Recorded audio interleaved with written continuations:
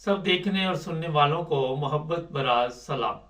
चलेंगे स्वीडन। अब्दुल कयूम साहब हमारे साथ हैं, उनसे पूछेंगे पाकिस्तान के जो मौजूदा हालात है वो किस नज़र से देख रहे हैं। जी सर, क्या देख रहे हैं पाकिस्तान के हालात को? पाकिस्तान के हालात मुबारक साहब इतने ही बुरे हैं जितने हम लोग कई सालों से बातें कर रहे हैं। एक कब्जा ग्रुप ने पाकिस्तान के ऊपर कब्जा किया हुआ है। आप देखें 28 में अगर पाकिस्तान ने एटमी धमाका किया था तो इसमें साइंसदानों का किरदार है। इसमें बड़े बड़े काबिल लोग जो थे वो पहले जिन्होंने साइंसदान जिन्होंने पाकिस्तान को यहाँ तक पहुंचाया तो वो साइंसदानों का काम था सिर्फ, और पैसा पाकिस्तान का लगा हुआ है।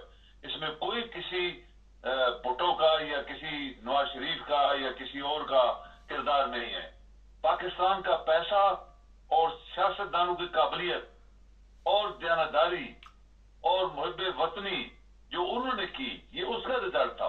ये तो जो लाहौरी है ये तो इसको तो एक्सप्लोर भी नहीं करने जा रहा था ये बंदा। ये तो इतना इसको तो पैसों की पड़ी होती है, कहीं पैसा कहां से मिलेगा। तो पाकिस्तान के आज जो हम कहते हैं कि एटमी ताकत है, क्या एटमी ताकत ने पाकिस्तान के अंदर करप्शन खत्म कर दी है? क्या एटमी ताकत होने के नाते पाकिस्तान के अंदर जो टेररिज्म हो रही है वो खत्म हो गई है? क्या एटमी ताकत होने के नाते क्या हम जो आज मुसलमानों को मसाइल दरपेश है दुनिया में, वो क्या हम उनकी मदद कर सके? अब पैलेस्टाइन में आपको याद होगा मुबारक साहब कि ये जब पाकिस्तान ने धमाका किया था तो पैलेस्टाइन पहला मुल्क था जिस पैलेस्टाइन यानी फलस्तीनी लोग थे जो बाहर झंडा लेके निकले थे, और इसका नाम उन्होंने रखा था इस्लामी एटॉमिक बम। यानी वो सोच रहे थे कि अभी पाकिस्तान चूंकि एटमी ताकत बन गया शायद हमारी मदद करेगा। क्या उसने मदद की? बिल्कुल नहीं।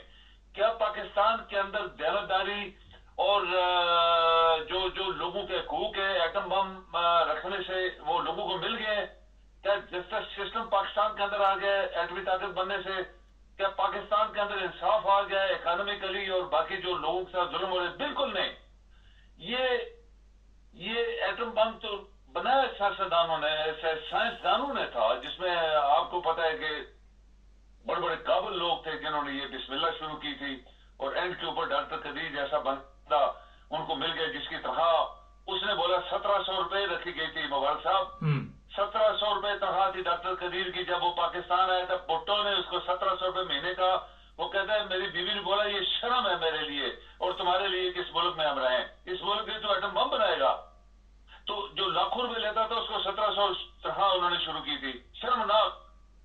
पाकिस्तान के काबिल लोगों के साथ शर्मनाक बिहेवियर जिसे कहते हैं बिहेवियर किया गया उस मुल्क के अंदर। तो ये जो आज एटमी ताकत ये सिर्फ एक ढकोसला है। एटम बम तो है लेकिन पाकिस्तान का पैसा खरबों डॉलर लगे हुए हैं और साइंसदानों ने रात दिन उसके ऊपर काम किया हुआ है जिनकी हमने कदर नहीं की। डॉक्टर अब्दुल सलाम जैसे काबिल लोगों को हमने इज्जत नहीं दी, डॉक्टर अब्दुल कदीर जैसे बंदों को हमने इज्जत नहीं दी, और इसके बाद हजारों छोटे मोटे जो साइंसदान थे उनकी हमने कदर नहीं की। तो क्या मुबारक साहब ये 28 मई जो मनाते हैं ये पाकिस्तान के लोगों के ऊपर एक बहुत बड़ा तमाचा है।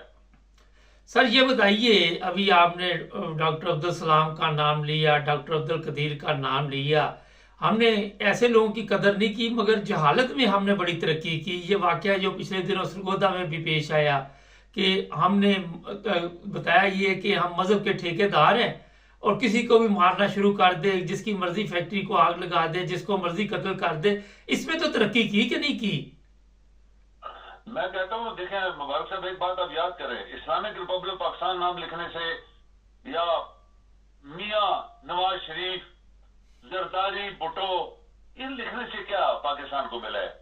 हर बंदा जो पाकिस्तान का डाकू था उसके आगे मरा जब तो वो शहीद लिख दिया गया। शहीद भुट्टो, शहीद फलाना, ये सब फ्रॉड है। तो पाकिस्तान के अंदर इस्लामिक रिपब्लिक नाम लिखने से तो इस्लामिक नहीं आया ना। इस्लामिक रिपब्लिक का मतलब था इस्लाम होता तो फिर बराबर हकूक होते, इंसाफ होता, हर बंदे को अपने मजहब के मुताबिक उसको इजाजत होती, वो जिस भी मस्जिद में जाए जहां भी जाए। ये कायदे आजम के अल्फाज हैं, चाहे वो हिंदू है या सिख है, उसको पूरी आजादी कायदे आजम ने बोला था हम देंगे। तो ये तो कुछ भी नहीं हुआ ना। तो एटॉमिक बम बनाने से क्या पाकिस्तान में इंसाफ आ गया? क्या पाकिस्तान अमीर मुल्क बन गया है? क्या पाकिस्तान के अंदर کرپشن ختم ہو گئی ہے کہ پاکستان کسی کا محتاج نہیں رہا، جو کہ ہم ایک ایک ملک کے محتاج ہیں اور ادھار ہم نے اپنے منہ کے اوپر کالک ملی ہوئی ہے اور لوگوں سے پیسے لیتے ہیں. اور ٹھگوں کو جتنے پاکستان کے بددیانت آرام خور مافیاز لانتی لوگ تھے وہ آج آپ کی حکومت میں بیٹھے، وہ پاکستان کو چلا رہے ہیں. تو کدھر پاکستان چل رہا ہے؟ تو یہ جو 28 مئی کا شوشہ نواز شریف چھوڑ رہا ہے یا پھر بھٹو چھوڑ رہا ہے یا کوئی اور چھوڑ رہا ہے، اس سے فراڈ، بگ فراڈ پاکستان کے ساتھ 75 سال کھیلا گیا. سر یہ بتائیے کہ ایٹم بم تو ہم نے بنا لیا لیکن ہماری نمبر گیم ختم نہیں ہوتی کہ میں کہتا ہوں جی میں نے موٹر وے بنائی، میں نے یہ بنایا، میں نے وہ بنایا، مگر جس طرح عوام کو بیوقوف ان لوگوں نے بنایا یہ کیوں نہیں بتاتے؟ عوام کو تو گلا انہوں نے گھوٹا ہوا ہے نا عوام کا. تو ابھی دیکھیں نا پاکستان میں جتنے لوگ ہیں، پاکستانی لوگ جو ہیں ان کے ساتھ کیا سلوک ہو رہا ہے. تو پاکستانیوں کو تو کچھ نہیں ملا نا، بلکہ پاکستانیوں کو اربوں ڈالر جو ہے وہ ایٹم بم کے اوپر خرچ کیے گئے، لیکن اس کے بعد ملا تو کچھ بھی نہیں ان کو. اگر ہیں بھی ہے تو کہیں اسٹوروں میں پڑے ہیں. پاکستان کو نہیں ملا، پاکستان نے ترقی نہیں کی. جن لوگوں کے پاس ایٹم بم ہے مبارک صاحب دنیا میں، وہ ترقی یافتہ ممالک ہیں. انہوں نے عوام کو بہت کچھ دیا ہے، وہ دنیا کی نظروں میں ریسپیکٹیبل لوگ ہیں، ان کے پاس پیسہ ہے. آپ یہ ہم جو یورپ میں رہتے ہیں تو دیکھیں یہاں پہ جو ترقی ہوئی ہے تو یہ سب لوگ انہوں نے کی ہے نا، کیونکہ یہاں پہ آرام خوری نہیں ہے، یہاں پہ ڈاکوز کی حکومت نہیں آنے دی انہوں نے، یہاں پہ بددیانت لوگ جو ہیں وہ پارلیمنٹ میں نہیں آئے، اور وہ لوگ جو ان پڑھ جاہل تھے ان کو پارلیمنٹ میں آنے نہیں دیتے یہ لوگ.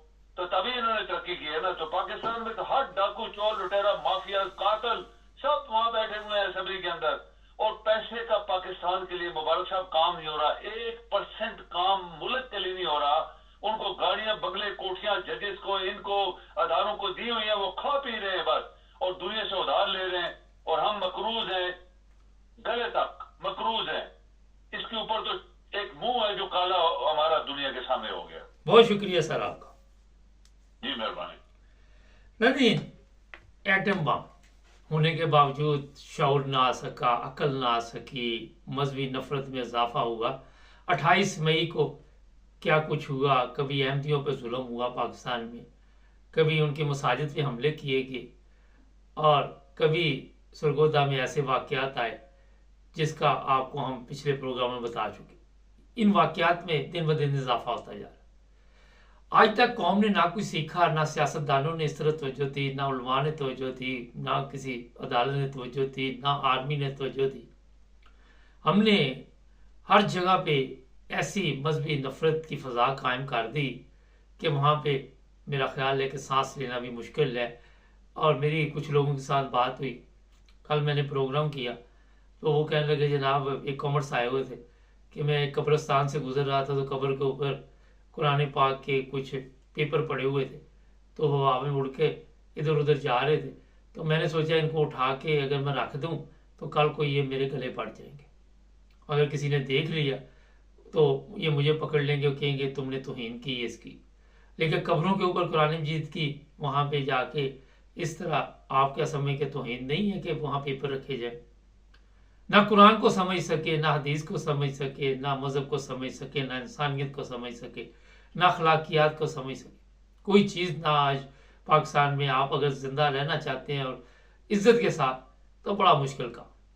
آپ سچ نہیں بول سکتے، اور جس ملک میں آپ سچ نہیں بول سکتے وہاں پہ آپ کو رہنا میرا خیال ہے کہ کتنا مشکل ہے، بہت مشکل ہے. تو جناب طاقت وہ ہوتی ہے جو عوام کی طاقت ہوتی ہے. عوام میں شعور آنا چاہیے، عوام میں خوشحالی آنی چاہیے، جہالت ختم ہونی چاہیے، جس کا دور دور تک کوئی امکان نہیں کہ یہ جہالت جو ہے وہ ختم ہو جائے. آج بھی دیکھ لے پاکستان میں کسی کے اوپر الزام لگا دے کوئی بھی، بغیر پوچھے گیچھے مجمع اکٹھا ہو جائے گا، کوئی سوال نہیں کرے گا. ہر غلط کام کے لیے آپ ان کو اکٹھا کر لے، کوئی تصدیق نہیں کرے گا کہ ہو کیا رہا ہے یہاں پہ. ہر بندہ اپنا فرض سمجھتا ہے کہ جو کسی نے کہہ دیا، جھوٹ کہہ دیا، میں اپنا فرض ادا کروں. ہمیں باہر نکلنا ہوگا، ہمیں باہر نکل. بہت سے بیچارے 2-4 لوگ کامرس لکھ دیتے ہیں، کبھی کوئی کہتا آپ یہاں پہ ہیں کہ جنگ لگنی ہے تو ڈر کہ بھاگ کیوں نہیں جاتے، اور ڈر کے بھاگنا کیوں ہوتا ہے مجھے یہ بتائیے. جس ملک میں ہم رہ رہے ہیں یہ ہمارے وطن ہے، یہاں کے نیشنل ہم. ہمارے چینل کو سبسکرائب کریں. ٹائم ختم ہو رہا ہے، جڑے رہیں ہمارے ساتھ.